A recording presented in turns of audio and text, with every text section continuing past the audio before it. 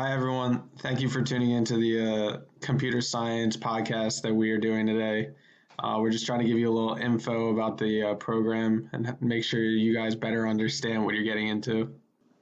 All right, so I'm going to start off by introducing myself. My name's Kevin Hannison. I'm a CIS major, senior, and I play on the men's soccer team here at Gwynedd. Hi, my name is Jake Martell. I'm also a CIS major.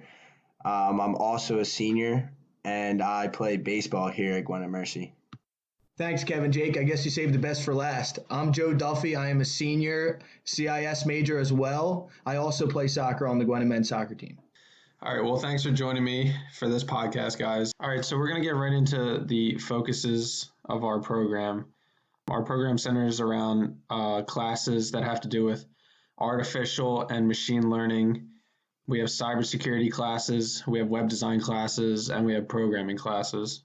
So to start it off, I'm going to pass it over to Joe Duff, who's going to talk to us about artificial intelligence. Thank you, Kev. When it comes to artificial intelligence and machine learning here at Gwynedd Mercy, it is the first in its Philadelphia region as a whole for artificial intelligence and machine learning degrees. And this degree will prepare students for success in one of the hottest fields at this time. To piggyback off of the topic at hand, it would be awesome for students to learn artificial intelligence to pursue engineering careers that will allow for machine learning in the future. Now I'm going to pass it off to Jake Martell, who's going to talk about computer forensics and cybersecurity as a whole. Thank you, Joe Duff. I'm going to dive into the cybersecurity and forensics part of CIS as a whole. So what cybersecurity is in my eyes, or as Kevin Hannison describes it, you are essentially someone's data or a company's data virtual bodyguard. So what you're going to do in that scenario is you're protecting the information from unauthorized users or criminals or just hackers trying to get your information. And forensic and cybersecurity job opportunities are definitely on the rise. By 2028, we are supposed to see a 28.5% increase as technology advances. Sounds really interesting, guys. So now I'm going to go into the topics of web design and programming. If we look at both topics on a fundamental level, they're basically the same. Web design and programming both have to do with programming. It's just both depend on the language that you're using for them. So when we're looking at web design, that's more of HTML, using notepads to write code for a web page. And then you can also throw JavaScript in there, which we do learn in one of our elective classes. And then if you look at programming, we have a bunch of different programming classes that are taught by different professors that all do with either C++, C#, and also Python. And taking all these classes is really good if you want to get into the programming field. The teachers really work with you, and it's a good option because it does pay well once you get into the job world. So now I'm going to pass it over to Duff, where he's going to tell us a little bit about the atmosphere of our program and why it's a good pick if you want to get a degree here at Gwynedd Mercy. Thanks, Kev. When it comes to the CIS department as a whole, the atmosphere is awesome. It's a very family-oriented system. Sydney Casey does a very good job at picking professors to run her courses as a whole. And to add on to what Duff said about the atmosphere of the classroom, I remember being a freshman here and joining the CIS major, and the class sizes were fairly small, maybe 10 kids, as the CIS department was just getting started at Gwynedd. And now in my fourth year, I see the classroom sizes growing and new technology and new stuff to experiment with being brought into the program. Yeah, and to also continue with that, unlike most other schools, we have like our own lab for 3D printing, which not many schools can say they have. We have our own little work area that has a live feed of cyber attacks happening daily, which we use to study sometimes. We also have new state-of-the-art Alienware laptops for our hacking labs if you ever wanted to learn how to do something like that. To jump back into the atmosphere of the classes, the teachers are very great at helping us when we need assistance. For example, I've had great experiences with professors in the past about assignments that I wasn't understanding, and they did a great job at preparing me for the next lecture or next assignment that was due. Yeah, I agree, Duff. To piggyback off the class atmosphere, when I was a freshman, I was originally undecided, and I took a few baseline CIS courses, and I felt really welcomed by just everyone involved with the program, and all the other students were there to talk about the program and how it can benefit me. And I was also taking a couple other courses, which is how I met Joe Duffy, and he happened to also be undecided. And I thought it was a good idea, since I felt so welcomed by the CIS program, that I gave him the advice to give the CIS major a chance.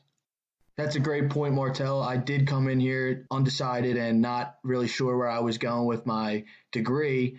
And once you recommended to take a few computer science classes my second semester of my freshman year, I just felt like it was a great family atmosphere and was fit for me. I definitely agree with both of you guys. And now I want to talk a little bit about how our program is great for resume building. To start it off, one of the big things that we do here every year is the annual research conference. And what that basically is you get a couple months before March where you pick a topic that has to do with your major. And basically, you have two choices. You can make a poster that outlines everything about your topic, or you can do a PowerPoint presentation where you speak in front of a pretty decent crowd and you answer questions towards the end. Kev, that's a great point about the research conference. But something else that Cindy Casey has been doing lately is setting up Zoom calls with various different people that have worked at very important companies, such as the Air Force, for example.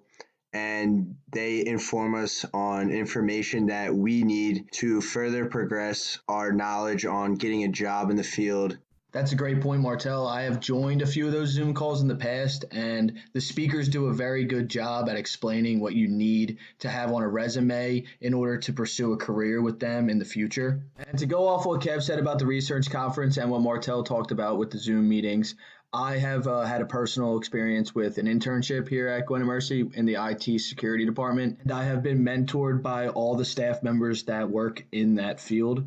The mentors have given me a lot of hands-on experiences with updating certain softwares on the local networks, as well as imaging Microsoft computers. This is something that jobs are looking for on resumes, as it is a hands-on learning experience.